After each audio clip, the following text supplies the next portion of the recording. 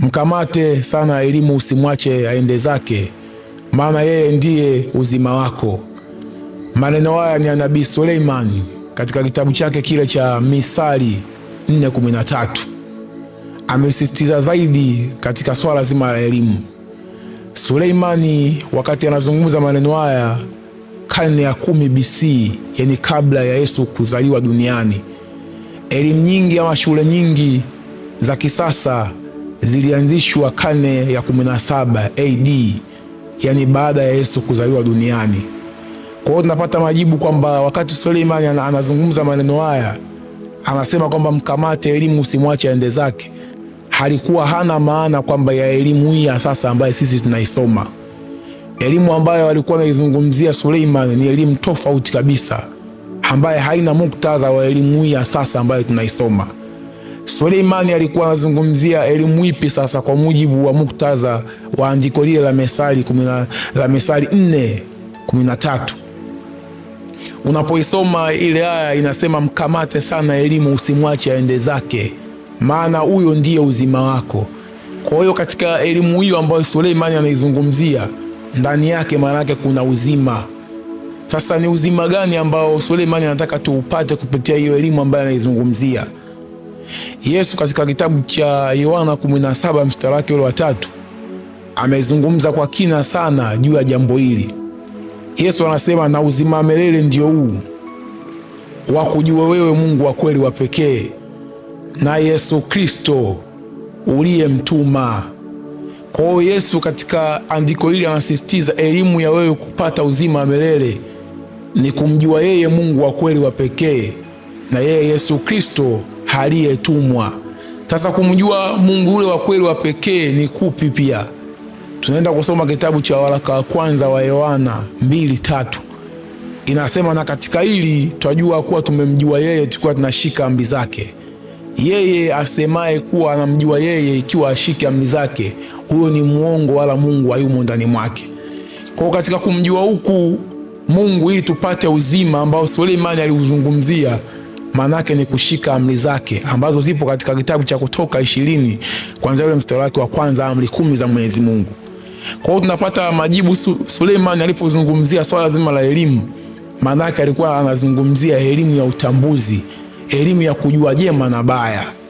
Sio elimu hii ambayo watu wanapewa sasa, ambayo imeanzishwa karne ya 17 AD, yani baada ya Yesu kuondoka duniani, baada ya Yesu kuzaliwa duniani na baada ya kuondoka duniani.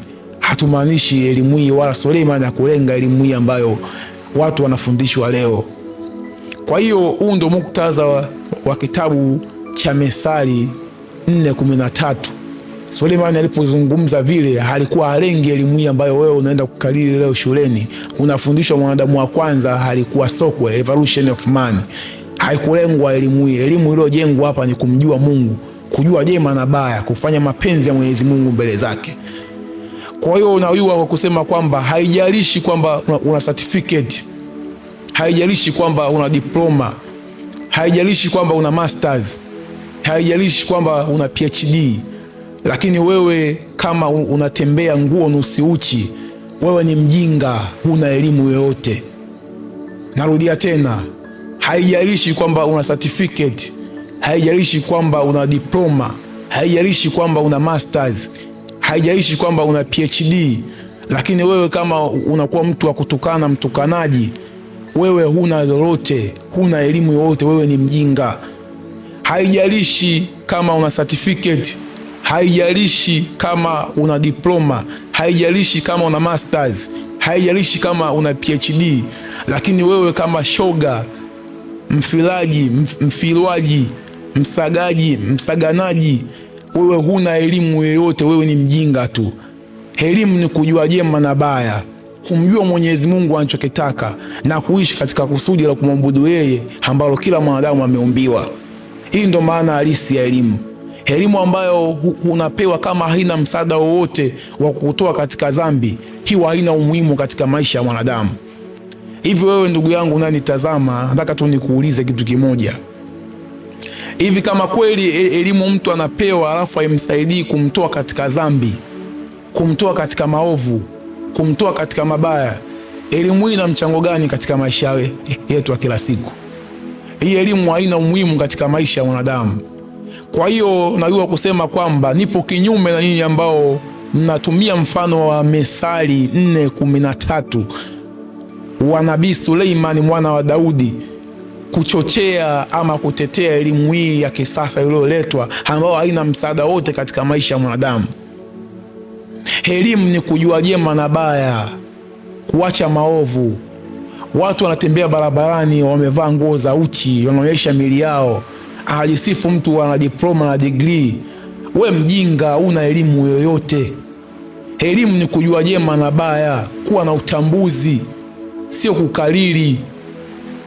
Elimu bora ni ile ambayo inakufanya uishi katika maisha ambayo yenye kusudi la Mwenyezi Mungu. Kuna utofauti mkubwa sana kati ya elimu na shule. Wengi wana shule lakini hawana elimu. Elimu ni kujua jema na baya, kuishi katika maisha ambayo Mungu amekusudia. Kwa hiyo yawezekanika wewe ukawa una shule hauna elimu, umekariri tu, una vyeti lakini una utashi wa kujua jema na baya. Na ndio maana nikaandaa somo hili ili la kufafanua kwa kina zaidi nini maana ya elimu, nini maana ya knowledge, nini maana ya ufahamu. Nikasema kwamba ufahamu ni kujua jema na baya. Unapojua maovu, unapojua hili baya hili, ukaamua kuishi katika misingi ya Mwenyezi Mungu, wewe ndio tunakupa muktadha kwamba wewe una elimu. Suleimani anazungumza maneno haya karne ya 10 BC, yani before Kristo. Takribani miaka 3000 hadi 4000 imeshapita tangu Suleimani anazungumza maneno haya. Leo hii huwezi kulileti na elimu hii ambayo imekuja karne ya 17, ambayo imekuja kwa mfumo huu wa mashule ambayo yameletwa duniani. Na najua kusema kwamba elimu hii ndani yake haina mpango wa Mwenyezi Mungu.